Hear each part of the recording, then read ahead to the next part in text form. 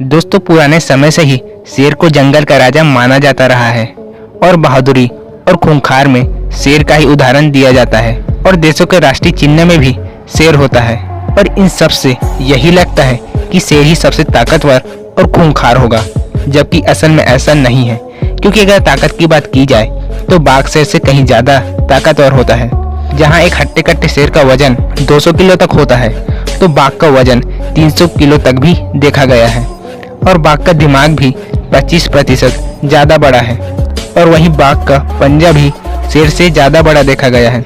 और कहीं अगर एक बाघ और एक शेर की लड़ाई हो तो बाघ के ही जीतने के चांस काफ़ी ज़्यादा हैं। लेकिन इन सब के बावजूद शेर को ही जंगल का राजा माना जाता है, क्योंकि ताकतवर होने से ही कोई राजा नहीं होता।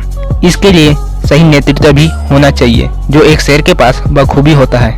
और ऐसे कई तथ्य हैं जिसके कारण हमने शेर को ही जंगल का राजा माना है, जिसमें पहला है शेर का वर्चस्व। दोस्तों शेर अक्सर झुंड में रहते हैं, जिसके कारण शेर जिस भी इलाके में गए हैं उन्होंने उस इलाके से अन्य सभी जानवरों को भगाया है। और शेर दूसरे झुंड से लड़ते हैं, जिसका उद्देश्य उस झुंड में अपना कब्जा जमाना होता है, ठीक किसी राजा की सेना की भांति। तथा शेर के झुंड में शेर स्वयं शिकार नहीं करता, शिकार शेरनी करती है और शेर उस शिकार को खाता है।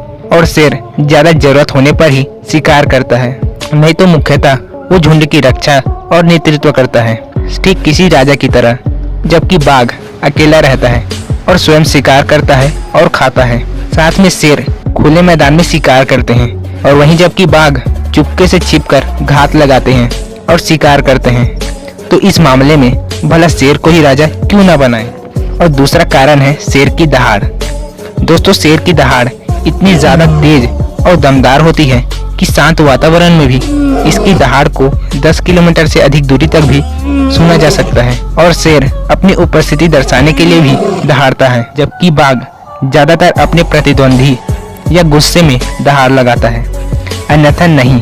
और वहीं इसकी दहाड़ 3 से 4 किलोमीटर तक ही सुनाई देती है। और तीसरा कारण जो शेर को जंगल का राजा बनाता है वो है इसका आयाल। दोस्तों शेर के गर्दन के पास के घने बाल कहीं न कहीं एक राजा के मुकुट के समान ही लगते हैं और ये आयाल इनको जंगल में बाकी जानवरों से ज्यादा यूनिक और खूंखार दिखाता है। और इन्हीं कारणों से बाघ राजा ना होकर शेर है, क्योंकि राजा होने के लिए शक्ति ही काफी नहीं है, नेतृत्व भी बखूबी होना चाहिए, जो एक शेर में होता है। और ये साबित होता है कि शेर जंगल के राजा होने के लायक है, क्योंकि राजा होने के लिए ताकत ही काफी नहीं होती, बल्कि एक टीम और उसका सही नेतृत्व करने वाला ही राजा होता है। और ये शेर के पास है। तो दोस्तों अब आप ये जान चुके हैं कि जंगल का राजा शेर क्यों है। तो दोस्तों इसी के साथ मिलते हैं नेक्स्ट वीडियो में।